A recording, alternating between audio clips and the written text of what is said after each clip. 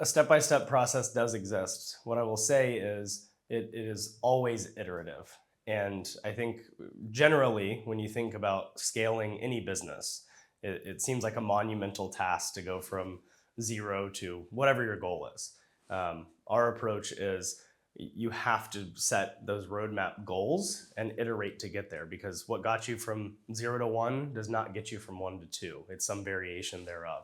And so step one for us is to start with research. And so we do get really smart about the industry, about the competitive landscape, about the serviceable, obtainable market for us, and our belief about our market share potential.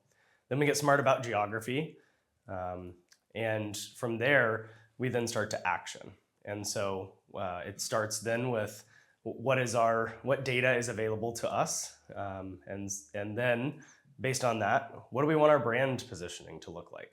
Brand is super important, not something that many service companies care about. But brand strategy is an early part of our process because it informs exactly how we're going to go to market. From there, we have our go to market stage, and that is largely informing our organic growth model. And this is driven primarily by a digital strategy that is targeting that ideal customer profile that we've created.